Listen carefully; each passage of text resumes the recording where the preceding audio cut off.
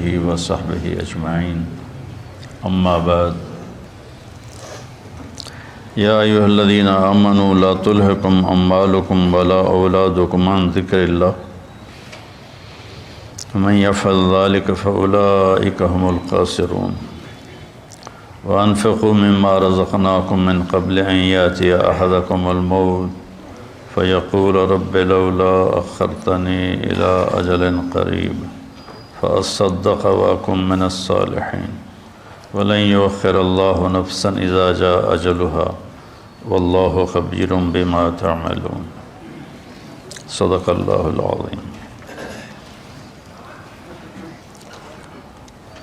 اے ایمان والو، تمہاری اولاد، تمہارے مال تمہیں غافل نہ کر دیں اللہ کی یاد سے، اور جو ایسا کرتا ہے وہی لوگ خاص طور پر ناکام ہیں۔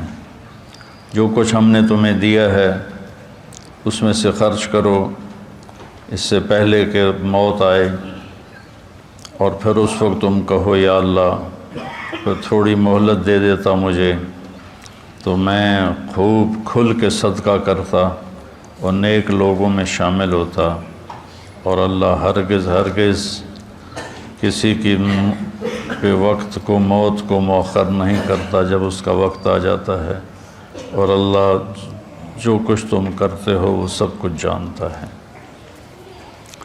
قرآن پاک میں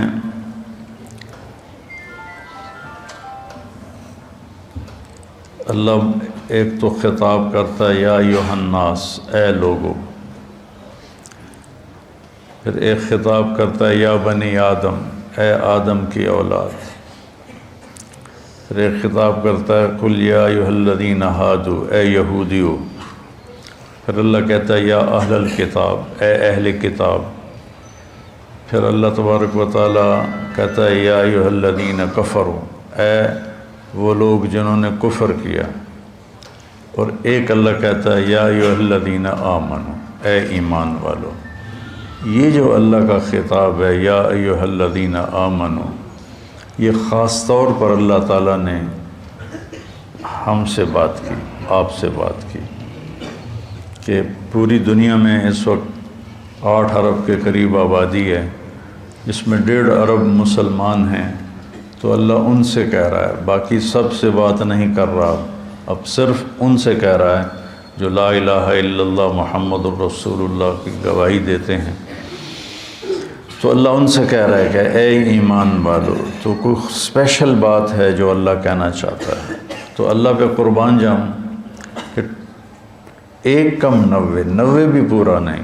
یا ایھا النبی قائم مقام ہے یا ایھا الذین آمنوا کے، لیکن اگر ہم یا ایھا الذین آمنوا دیکھیں تو کل 99 دفعہ، اور اس میں بھی تکرار ہے یا ایھا الذین آمنوا اتقوا اللہ حق تقاتہ، یا ایھا الذین آمنوا اتقوا اللہ ولتنظر نفس ما قدمت لغد واتقوا اللہ۔ تو اس میں بھی یہ نہیں کہ 89 آیات میں ہر دفعہ الگ الگ حکم ہے، نہیں، ان میں تکرار بھی ہے۔ کئی دفعہ ایک حکم کو اللہ یا ایھا الذین آمنوا کے ساتھ بیان فرماتا ہے۔ تو یہ سلسلہ چل رہا ہے کہ اللہ یا ایھا الذین آمنوا کے بعد ہم نے کیا کہتا ہے، تو ہم پیچھے سے شروع ہوئے ہیں، 29ویں پارے سے پیچھے کی طرف آ رہے ہیں۔ تو سب سے آخری جو یا ایھا الذین آمنوا ہے وہ ہے، یعنی شروع کرتا ہے اللہ یا ایھا الذین آمنوا لا تقولوا راعنا، یہ سورہ بقرہ میں ہے کہ اے ایمان والو میرے نبی کو راعنا مت کہا کرو۔ اس میں آداب نبوت ہیں کہ نبی سے کلام کرنے کے کیا آداب ہیں، عام آدمیوں کی طرح ان سے بات نہیں ہو سکتی، اس کے آداب ہیں۔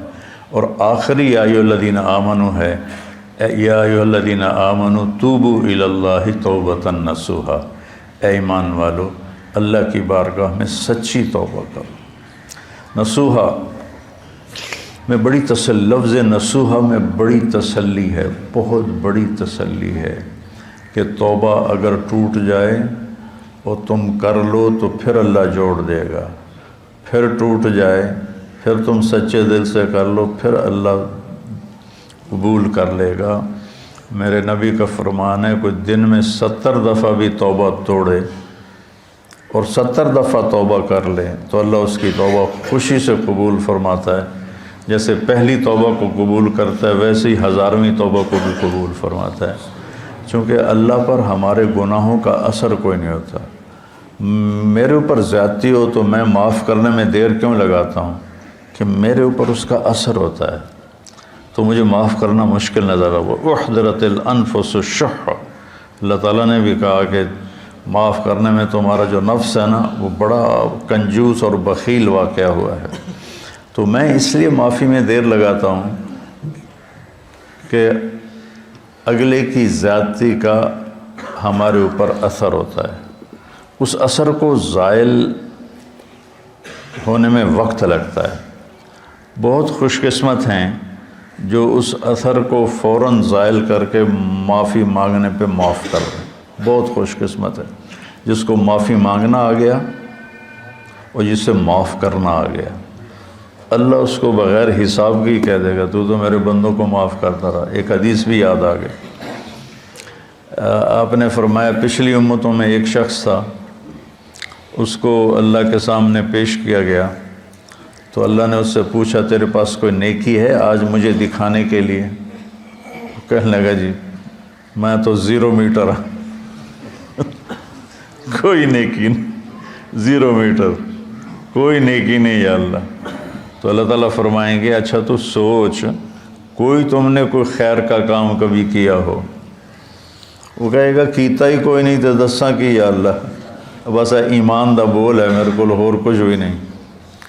پھر اللہ فرمائیں گے اور غور کر، تو پھر تھوڑی دیر کے بعد وہ کہے گا یا اللہ میں تاجر تھا تھوک کا، تو میں لوگوں کو مال دیتا تھا، جس کو گھاٹا پڑ جاتا تھا اس کو میں معاف کر دیتا تھا۔ میں اپنے نوکروں سے کہتا تھا اس کو معاف کر دو مت لو، یہاں مکان لکھوا لیتے ہیں، آئے ہائے مکانوں کو تالے لگا دیتے ہیں کہ ساڑھے پیسے دے، مکان ساڑھے نہ لکھ کے دے، بڑا ظلم ہے، بہت ظلم ہے۔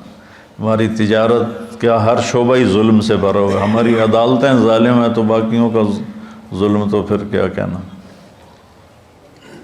تو جس کو گھاٹا پڑ جاتا تھا یا اللہ تو میں اس کو معاف کر دیتا، میں اپنے نوکروں سے کہتا تھا اس کو معاف کر دو۔ اور جو دینے میں ٹال مٹول کرتا تھا، جیسے ہمارے سارے بازار کا ماحول ہے، پیسے پڑے ہوتے ہیں کہتے ہیں اللہ دی قسم ہے کوئی نہیں، اگلے ہفتے آوے آج، یعنی اتنا بڑا جھوٹ بولتے ہیں اور اس پر قسم اٹھا۔ بیوقوف کم از کم قسم تو نہ اٹھا، جھوٹ بول رہا ہے قسم تو نہ اٹھا، لیکن وہ 2 گناہ کرتے ہیں، ایک جھوٹ بولتے ہیں ایک جھوٹی قسم اٹھاتے ہیں، 2 کبیرہ گناہ ہو گئے۔ الا وقول الزور، میرے نبی فرمایا کہ تمہیں بڑے گناہ بتاؤں، الا اخبرکم باکبر الکبائر، کبیرہ گناہوں کے بھی کبیرہ گناہ بتاؤں، الاشراک باللہ، شرک کرنا، حقوق الوالدین، والدین کو رول کے رکھ دینا، روند کے رکھ دینا، ذلیل کر دینا، قتل النفس، بے گناہ کسی کو قتل کرنا، اور آپ ایسے ٹیک لگا کے بیٹھے ہوئے یہ بات کر رہے تھے، پھر ایک دم آپ ایسے سیدھے ہوئے، کہا الا وقول الزور، اور جھوٹا بول، اور جھوٹا بول، اور جھوٹا بول، اور جھوٹا بول۔ اس کو اتنا دہرایا کہ ابو بکر رضی اللہ تعالیٰ عنہ فرماتے ہیں کہ میرے دل میں آیا کہ اب اللہ کرے خاموش ہو جائیں، اتنا اس کو دہرایا، جھوٹا بول، جھوٹا بول، جھوٹا بول۔ اور سارے 8 بازار کیا، ریڑھی والے کیا، جھوٹ ہی جھوٹ ہے، جھوٹ ہی جھوٹ ہے، جھوٹ ہی جھوٹ۔ تو وہ کہنے لگا یا اللہ جو تو دے نہیں سکتا تھا اس کو معاف کر دیتا تھا، جو دے سکتا تھا ٹال مٹول کرتا تھا، مجھے پتہ ہے دے سکتا نہیں دیندا پیا، تو میں اپنے نوکروں سے کہتا تھا جھگڑا نہیں کرنا، جب دے دے ٹھیک ہے، جب دے دے ٹھیک ہے، جھگڑا نہیں کرنا، باقی میرے کو کوئی شے کوئی نہیں، نماز نہیں، روزہ نہیں، حج کوئی نہیں، زکوٰۃ کوئی نہیں، ذکر کوئی نہیں، تلاوت کوئی نہیں، تہجد کوئی نہیں، کوئی شے کوئی نہیں، کہ یہ ایک گل ہے۔ تو اللہ تعالیٰ فرمائیں گے واہ میرا بندہ، تو میرے بندوں کو بڑی سہولت دیتا رہا، تو آج میں بھی تمہیں سہولت دیتا ہوں، چل بے ٹکٹا ہی جنت جا، کہ جاؤ جنت میں۔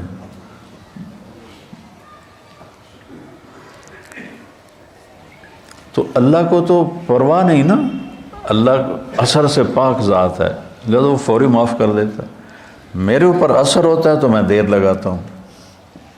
تو ایک معاف کرنا سیکھ لیں اور ایک معافی مانگنا سیکھ لیں، بے حساب جنت میں جائیں گے، چونکہ اس کام کے کرنے والے دنیا میں کوئی نہیں، نہ کوئی زیادتی کر کے معافی مانگتا ہے اور نہ ہی کوئی معافی مانگنے والے کو معاف کرتا ہے۔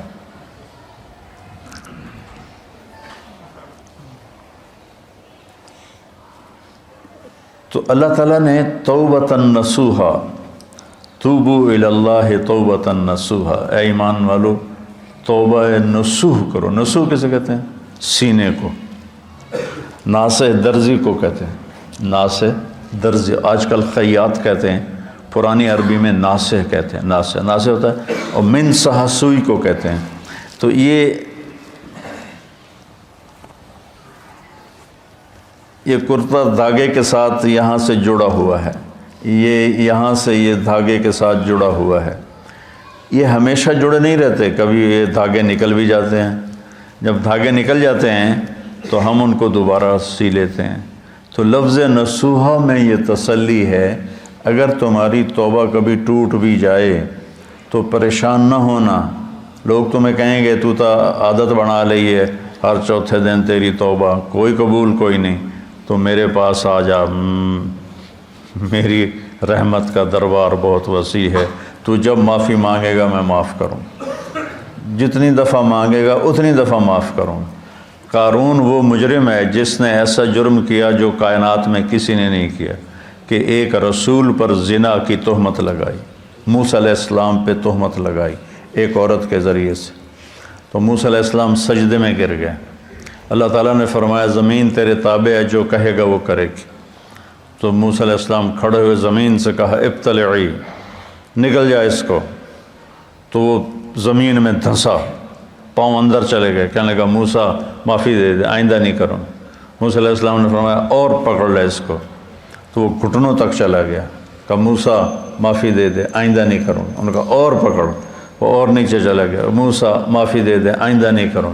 وہ معافیاں مانگتا رہا اور موسیٰ علیہ السلام کہتے رہے اور پکڑ اور پکڑ، یہاں تک کہ وہ سارا زمین میں دھنس گیا۔ اس پر قرآن نے 2 رکوع اتارے، اِنَّ قارون کان من قوم موسیٰ فبغى علیہم۔ پورے قارون کی کہانی اللہ نے سنائی ہے، وہ اتنا بڑا اس خبیث کا جرم تھا۔ اور جب وہ زمین میں دھنس گیا تو اللہ تعالیٰ نے جبریل کو بھیجا کہ جا کے کہو موسیٰ سے، موسیٰ تجھ سے معافیاں مانگتا رہا اور تو نے معاف نہ کیا، وَعِزَّتِي لَوْ اسْتَغَاثَ بِي لَأَغَثْتُهُ، مجھے میری عزت کی قسم ایک دفعہ مجھ سے معافی مانگتا، میں اسے معاف کر کے باہر نکال کے کھڑا کر دیتا۔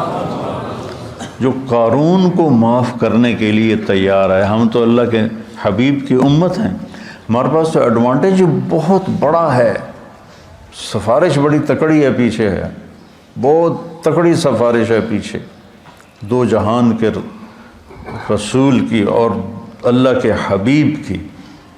اللہ نے کسی نبی کی قسم نہیں کھائی، اللہ نے اپنے نبی کی جان کی قسم کھائی، لعمرک، تیری جان کی قسم۔ اللہ نے کسی کے شہر کی قسم نہیں کھائی، اپنے نبی کے شہر کی قسم کھائی، وَهَذَا الْبَلَدِ الْأَمِينَ۔ اللہ نے کسی نبی کی رسالت پہ قسم نہیں اٹھائی، اپنے نبی حبیب کی رسالت پہ قسم اٹھائی، یاسین والقرآن الحکیم انک لمن المرسلین، مجھے قسم ہے قرآن حکیم کی، آپ میرے رسول ہیں۔ اتنی بڑی ہستی وہ پیچھے ہیں، سفارشی ہیں، اور اس کے باوجود میرے نبی نے فرمایا دیکھو کل قیامت کے دن مجھے رسوا نہ کرنا کہ تم فرائض چھوڑ کر آؤ اور حرام کاریاں کر کے آؤ، پھر مجھے کہو یا رسول اللہ میری جان بچائیں۔ تو دیکھو آپ نے اپنی بیٹی سے کہا یا فاطمہ بنت محمد انقذی نفسک من النار فانی لا اغنی عنک من اللہ شیئا، فاطمہ اپنے آپ کو جہنم سے بچا، اگر اللہ تعالیٰ نے پکڑ لیا تو پھر میں نہیں چھڑا سکتا۔ تو اللہ نے ہمیں اپنے حبیب دیے ہیں، ان کی وجہ سے تو اگر ہمارے حبیب نہ ہوتے تو ہم بندر خنزیر بن چکے ہوتے۔ جو ہم گناہ کر رہے ہیں وہ پہلی امتوں سے ہزاروں گنا زیادہ ہیں، اور جن گناہوں پہ اللہ نے کونوا قردۃ خاسئین، بندر ہو جاؤ ذلیل ہو کر، وجعل منہم القردۃ والخنازیر، اللہ نے خنزیر بنا دیے، کھڑے کھڑے خنزیر بن گئے، بندر بن گئے۔ اس سے کروڑوں گنا بڑے گناہ ہم کر رہے ہیں، پر ہم انسان ہی ہیں، ہماری شکلیں اللہ نے مسخ نہیں کی کہ پیچھے وہ اپنے حبیب کے آنسو دیکھتا ہے، طائف کا خون دیکھتا ہے، احد کے دامن میں ٹوٹے ہوئے دان دیکھتا ہے۔ ایسے تمہارا نبی تمہارے لیے کیا کیا قربانیاں کر کے گیا، اور ہم نے کس مہربان کو بھلا دیا۔ کوئی ایسا مہربان لاؤ تو صحیح جس کے سامنے احد پہاڑ ہاتھ باندھ کے کھڑا ہو کہ آپ حکم کریں میں سونا چاندی بن کے قدموں پہ قربان ہو جاؤں گا۔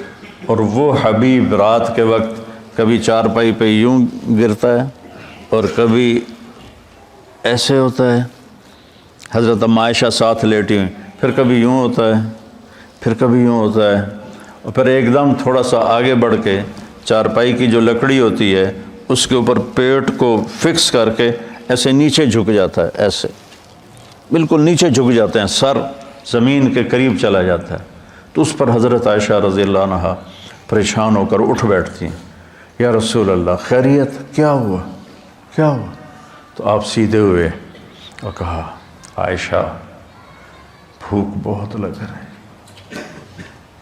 بھوک بہت لگ رہی، تھوڑی سی بھوک لگتی ہے نا روزے میں، 3 دن گزر جاتے تھے میرے نبی کے منہ میں ایک دانہ نہیں جاتا تھا، عائشہ بھوک بہت لگ رہی۔ تو حضرت عائشہ رونے لگی، یا رسول اللہ آپ کے لیے کیا کمی ہے، آپ ہاتھ اٹھائیں ہر شے حاضر ہو جائے گی۔ کہ نہیں عائشہ، اسی فقر میں اللہ سے ملوں گا، میرے بھائی جو نبی تھے وہ اسی طرح فقراء چلے گئے، میں بھی ایسے ہی چلا جاؤں۔ لوگ اپنی اولاد کے لیے رزق مانگتے ہیں، مانگنا بھی چاہیے، مانگنا بھی چاہیے، مانگنا بھی چاہیے۔ اللہ کا نبی اپنی اولاد کے لیے کیا مانگ رہا ہے؟ اللہم اجعل رزق آل محمد قوتا، یا اللہ آل محمد کی روٹی مختصر کر دے، گزارے کی کر دے، گزارے کی۔ تو بہت خوبصورت ہے سب سے آخری ندا، اے ایمان والو توبۃ النصوح کرو، ایسی توبہ جو اس طرح جڑ جائے دین کے ساتھ کہ جیسے دھاگا، سوئی دھاگا کپڑے کو کپڑے سے جوڑ دیتا ہے اور پھر کسی وجہ سے پھٹتا ہے، تمہاری توبہ بھی ایسی ہو کہ پھٹے نہیں، لیکن اگر پھٹ جائے تو پھر لوجد اللہ توابا الرحیمہ، میرے جیسا مہربان بھی کوئی نہیں، تم آ کے مانگو دیکھو میں کیسے معاف کرتا ہوں۔ اور آج جو ہے اس میں اللہ تعالیٰ نے ایک چیز کی طرف ہمیں اشارہ کیا ہے، اے ایمان والو تم مال اور اولاد کی وجہ سے اللہ سے غافل نہ ہو، عن ذکر اللہ کے ذکر سے غافل نہ ہو جان۔ ذکر سے مراد سبحان اللہ والحمدللہ نہیں ہے، وہ بھی ہے،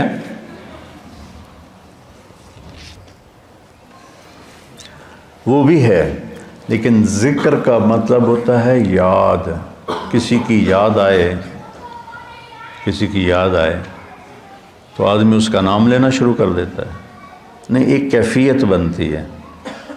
یہ بچے یہاں رہتے ہیں، لمبا عرصہ رہتے ہیں تو ان کو گھر کی یاد آتی ہے لیٹے لیٹے، تو یہ کیا کہتے ہیں گھر گھر گھر گھر گھر گھر، نہیں ایک کیفیت ہوتی ہے، کیفیت ہوتی ہے، تو وہ یاد۔ تو جب میں نے رائمنڈ میں زندگی دی تھی تو جب میری 1971 سے اللہ نے مجھے اس راستے میں قبول کیا، جب شادی ہو گئی، شادی کے بعد جب میں رائمنڈ گیا تو اب مجھے ہر چیز کھانے کو آئے، اور مجھے بیگم یاد آئے، مجھے گھر یاد آئے، تو اب میں بیٹھ کے کیا کرتا تھا، بیگم بیگم بیگم بیگم بیگم بیگم بیگم بیگم بیگم بیگم ہے، یاد ذکر ایک کیفیت ہوتی ہے، ذکر ایک کیفیت ہوتی ہے، اس کیفیت کا نام ہے ذکر۔ وہ جو یاد کر کے آپ کو ایک کسک محسوس ہوتی ہے، ایک ہوک سی دل میں اٹھتی ہے، ایک درد جگر میں ہوتا ہے، ہم رات کو اٹھ روتے ہیں، جب سارا عالم سوتا ہے، وہ جو ایک کسک محسوس ہوتی ہے اور ایک اندر میں ایک اداسی کی کیفیت بنتی ہے، اس کو ذکر کہتے ہیں۔ پھر سبحان اللہ بھی ذکر ہے، الحمدللہ بھی ذکر ہے، لا الہ الا اللہ بھی ذکر ہے، اللہ اکبر بھی ذکر ہے، لیکن آدمی ہر وقت تو کام کر رہا ہے، ہر وقت تو یہ نہیں زبان سے کہہ سکتا، کام میں مشغول ہوتا ہے۔ تو ہتھ یار کارول دل یار ول، ہتھ کارول، کار ہے کار نہیں، کار پنجابی والا، کوئی جس سے ہم کوئی تجارت کر رہا ہے، کوئی زراعت کر رہا ہے، کوئی کھیتی باڑی کر رہا ہے، اس کو کہتے ہیں کاروبار نہیں کہتے کاروبار۔ تو ہتھ کارول دل یارول، اس کو ذکر کہتے ہیں کہ آپ کے دل میں اللہ کی یاد سمائی ہوئی ہو، اور آپ کی تجارت آپ کو جب کوئی غلط کام ہونے لگے تو اللہ کی یاد سامنے آ جائے۔ لا تلہکم، تمہیں غافل نہ کرے، تمہارے مال اور تمہاری اولاد کے لیے حرام اکٹھا کرنے کا منصوبہ بنا لیا تو آگے اللہ آ جائے، میرا بندہ میں جو تیرا رب بیٹھا ہوں خزانے لے کر، میں نے کیا کرنا ہے ان خزانوں کو، تیرے لیے ہیں، نہ کر۔ اور اگر تو نے ایسا کر لیا تو پھر تیرے سے بڑا ناکام کوئی نہیں۔ یا ابن آدم خلقت السماوات والارض ولم اعی بخلقہن، میرے بندے میں نے 7 آسمان 7 زمینیں بنائی، میں کوئی نہیں تھکا۔ وہ سن دے پہ ہو کہ میں کوئی نہیں تھکا۔ افیعینی رغیف عیشا اسوقہ الیک، تو تمہیں روٹی کھلا کے میں تھک جاؤں گا؟ ہائے ہائے۔ یا ابن آدم لی علیک فریضہ ولک علی رزق، ایک کام تیرے ذمے ایک میرے ذمے، تو میری مان یہ تیرے ذمے، تجھے رزق پہنچانا میرے ذمے۔ آج تم کہتا ہے کہ کم سود نہیں ہوگا تو کاروبار کیسے چلے گا، جھوٹ نہیں بولوں گا تو بازار میں کیسے بیٹھ سکوں گا، اور اگر میں صحیح تولوں گا تو پھر میرا پروفٹ کم ہو جائے گا۔ اچھا مجھے یہ بتا، اللہ کہتا من اوصل الیک الغذاء وانت جنین فی بطن امک، جب تم ماں کے پیٹ میں پردوں میں چھپا ہوا تھا، اس وقت تمہیں رزق کون دے رہا تھا، کون پہنچا رہا؟ اور اس وقت صرف تو نہیں بن رہا تھا، میں جب ماں کے پیٹ میں بن رہا تھا تو میں اکیلا نہیں بن رہا تھا، میرے ساتھ کروڑوں بچے بن رہے تھے، اور ہر بچے کی سٹیج الگ الگ ہے، ایک کے ناک بن رہا ہے، ایک کا کان بن رہا ہے، ایک کی زبان بن رہی ہے، ایک کی انگلیاں بن رہی ہیں، ایک کے گھٹنے بن رہے ہیں، ایک کے ٹخنے بن رہے ہیں۔ تو اگر اللہ ایک سیکنڈ کے کھربویں حصے کے برابر بھی کسی سے غافل ہو جائے، وہ غفلت سے پاک ہے، اگر ہو جائے تو یہ آنکھیں ماتھے کی بجائے پیٹ پہ لگ جائیں، اور انگلیاں پاؤں سے اٹھ کر ماتھے پہ آ کے لگ جائیں، اتنی بڑی کائنات کے اندر نر مادہ کا نظام چل رہا ہے، اور اللہ تعالیٰ کہتا ہے میں ان سب کو رزق پہنچاتا ہوں۔ کس نے پہنچایا تھا تمہیں ماں کے پیٹ میں رزق؟ اس وقت کون تھا؟ اچھا، اور جب تو دنیا میں آ گیا، وَلَا لَكَ سِنٌّ تَقْطَعُ، تیرے منہ میں دانت نہیں کہ تو کاٹ سکے، وَلَا لَكَ يَدٌ تَبْطِشُ، تیرے ہاتھ میں طاقت نہیں تو پکڑ سکے، وَلَا لَكَ رِجْلٌ تَمْشِي، تیرے پاؤں میں طاقت نہیں کہ تو چل سکے، نہ تو چل سکتا ہے، نہ تو پکڑ سکتا ہے، نہ تو کاٹ سکتا ہے، نہ تو بول سکتا ہے، نہ تو بتا سکتا ہے۔ جب تو اس بے بسی کے عالم میں تھا تو میں نے کیا کیا؟ اَدَرْتُ لَكَ عِرْقَيْنِ رَقِيقَيْنِ يُنْبِعَانِ لَكَ لَبْنًا خَالِصًا دَافِيًا فِي الشِّتَاءِ وَبَارِدًا فِي الصَّيْفِ فَهَلْ يَقْدِرُ عَلَى ذَلِكَ أَحَدٌ غَيْرِي، میرے بندے میں نے جب تو ایسا بے بس تھا، نہ بول سکے، نہ بتا سکے، نہ پکڑ سکے، نہ چل سکے، نہ اٹھ سکے، نہ بیٹھ سکے، نہ خود کھا سکے، نہ پی سکے، تو تیری ماں کی چھاتیوں کو میں نے چشمے بنا دیا، اور وہ تیرے لیے خالص دودھ نکالنے لگے، اور وہ ابلتا ہوا صاف ستھرا شفاف ماں کے دودھ کی تاثیر اگر کوئی برائیوں میں نہ مبتلا ہو جائے، 40 سال تک ماں کے دودھ کی تاثیر چلتی۔ میں نے تیرے لیے ماں کی چھاتیوں سے دودھ نکالا جو گرمیوں میں ٹھنڈا اور سردیوں میں گرم ہو کے تیرے منہ میں جاتا رہا، کوئی اور یہ کر سکتا ہے؟ تو آج تو کہتا ہے بچوں کی خاطر کر رہا ہوں، بچوں کے لیے کر رہا ہوں، بیوی کے لیے کر رہا ہوں، کتھوں کھاواں، ہیرا پھیری نہ کراں، کتھوں کھاواں۔ ایک ملاوٹ کرنے والا تھا، میں نے اس سے کہا یار تم کیوں ملاوٹ، تیل میں ملاوٹ کرتا تھا، میں نے کہا یار تم کیوں ملاوٹ کرتے ہو؟ وہ کہنے لگا اگر میں صحیح تیل بیچوں تو مجھے ایک ڈرم کے پیچھے 50 روپے بچتے ہیں۔ یہ بہت پرانی بات ہے، 80s کی بات ہے، 80s کی، تو مجھے 50 روپے بچتے ہیں، اور اگر میں ملاوٹ کروں تو مجھے ایک ڈرم کے پیچھے 500 روپے بچتے ہیں۔ 500 روپے میں میرا بجلی کا بل ادا ہو جاتا ہے، تو میں پاگل ہوں جو میں 50 روپے نفع کماؤں، میں 500 کماؤں گا، کیونکہ اس کو اللہ کا رب ہونا یاد نہیں، اس کو ماں کی چھاتیوں کا دودھ یاد نہیں، ماں کے پیٹ میں غذا کا پہنچنا یاد نہیں ہے، اور اس کو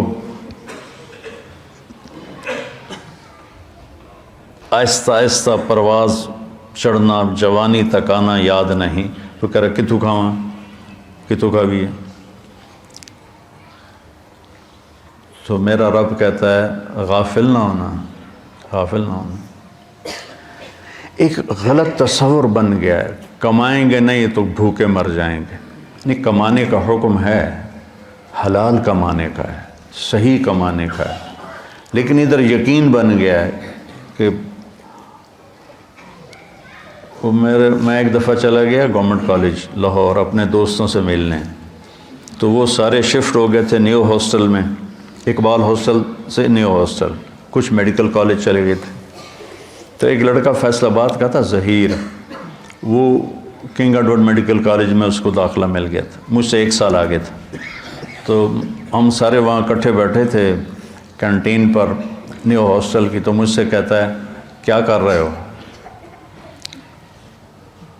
کی کر رہے ہیں آج کل؟ ہے کہ میں مولوی بن رہے ہیں۔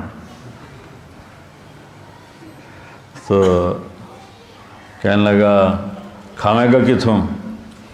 اس کو میری بیک گراؤنڈ کا پتہ ہے، چونکہ ہم 5 سال کٹھے رہے سینٹرل ماڈل اسکول میں، تو اس کو میرے بیک گراؤنڈ کا پتہ ہے کہ اللہ تعالیٰ نے مجھے خوشحال گھر میں پیدا کیا ہے۔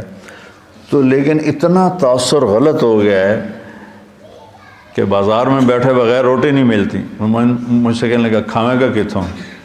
میں آخیا اللہ دے گا، کہنے لگا اللہ اتو سٹے گا۔ تو وہ ایسے ٹیک لگا کے بیٹھا تھا ایسے، تو میں نے کہا تو کتوں کھاویں گا؟ تو ایسے بیٹھا تھا، میں کہتا میں ڈاکٹر بن رہا ہوں۔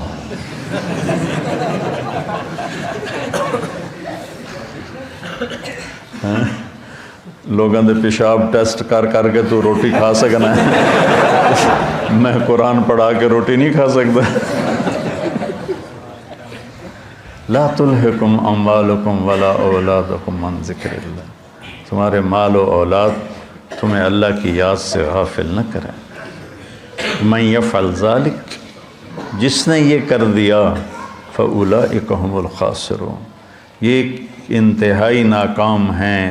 ہم فاولئک اور ہم اور الخاسرون، تینوں معرفہ کے لفظ لا کر اللہ تعالیٰ نے ہتھوڑے پہ ہتھوڑا مارا ہے کہ یہی ناکام ہے جو پیسے تعس عبد الدینار وعبد الدرہم وعبد القطیفہ، میرے نبی جیسا کریم حبیب شفیق مہربان نبی اتنے جلال میں ہے، بخاری شریف کی روایت ہے کہ آپ نے کہا برباد ہو جائے سونے پہ ایمان کو بیچنے والا اور چاندی پہ ایمان کو بیچنے والا اور دنیا کی رنگینیوں پر ایمان کو بیچنے والا ہلاک اور برباد ہو جائے۔ تائس وانتکس، ہلاک و منہ کے بل گرے، وَإِذَا شِيكَ فَلَن تُقِشْ، اور اگر اسے کوئی کانٹا بھی چبھے تو کوئی اس کا کانٹا نکالنے والا نہ ہو۔ اتنے غصے میں آپ نے یہ بد دعا فرمائی۔ تو میرے بھائیو، کتنا کٹھا کریں گے؟ بہت کٹھا کر لیا، قارون کی طرح اتنا مال کٹھا کیا کہ جس کی انتہا کوئی نہیں، لیکن جب موت کے ساتھ ٹکر کھائے گا زیرو ہو جائیں گے۔ 1 سیکنڈ پہلے طارق جمیل کا لایا جا رہا ہے، 1 سیکنڈ کے بعد اس کو کہہ رہے ہیں ڈیڈ باڈی، نام کو نہیں لے رہا، میت، ڈیڈ باڈی، جنازہ. اور ہمارے دیہاتوں میں کہتے ہیں منجی آ گئی، یعنی کہ جنازہ، منجی آ گئی، چارپائی آ گئی. 1 سیکنڈ پہلے ایک شخص نے اپنی بیوی، بعضے ہوتے ہیں نا بے وقوف نادان جو بیویوں پہ پابندی لگاتے ہیں کہ تو نے ماں باپ سے نہیں ملنا، ماں باپ کے گھر نہیں جانا. یہ بہت بڑا ظلم و ستم ہے جو ہمارے معاشرے اور ماحول میں ہو رہا ہے کہ بیویوں کو، خود ماں باپ کی گود میں رہتا ہے اور اپنے بیوی کو کہتا ہے تو نے ماں باپ سے نہیں ملنا، اپنے بہن بھائیوں سے نہیں ملنا. ایک بیچ میں اضافی بات آ گئی. تو ایسے ہی ایک بیوقوف خامن نے بیوی سے کہا کہ تو ماں باپ کے گھر گئی تو تمہیں 3 طلاق. وہ رک گئی بیچاری گھر بچانے کے لیے. ایک دن اس کا والد فوت ہو گیا اچانک، تو اس نے کہا طلاق ہوتی ہے تو ہو، میں باپ کی کا چہرہ دیکھے بغیر تو اسے رخصت نہیں کروں. تو چلی گئی.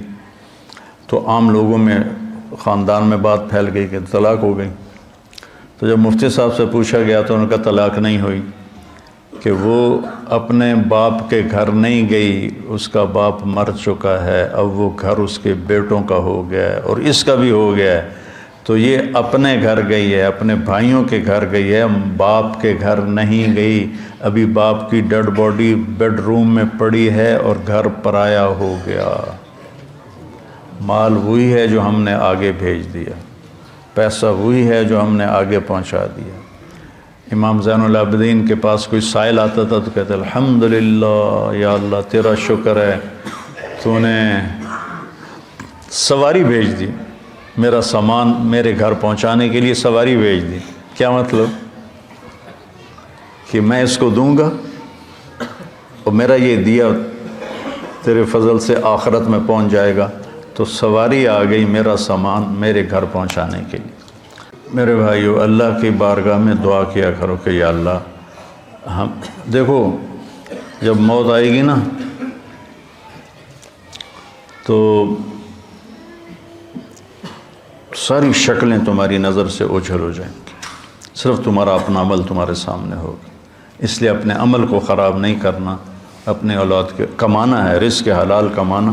ایک حدیث بھی سناتا ہوں، جس نے رزق حلال کمایا، بچوں پہ خرچ کرنے کے لیے کمایا، پڑوسیوں پہ خرچ کرنے کے لیے کمایا، سوال سے بچنے کے لیے جس نے رزق حلال کمایا، قیامت کے دن اللہ کی بارگاہ میں 14ویں رات کے چہرہ لے کر آئے گا، 14ویں رات کے چاند جیسا چہرہ لے کر اللہ کی بارگاہ میں آئے گا.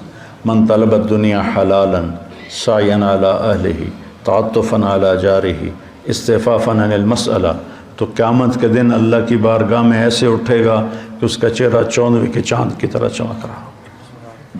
رزق حلال کمانا اتنی بڑی عبادت. تو بھائیو، یہ کمائیاں ہمیں اللہ سے اور اللہ کے رسول کی یاد سے غافل نہ کریں. سبحانک اللہم و بحمدک اشہد ان لا الہ الا انت استغفرک.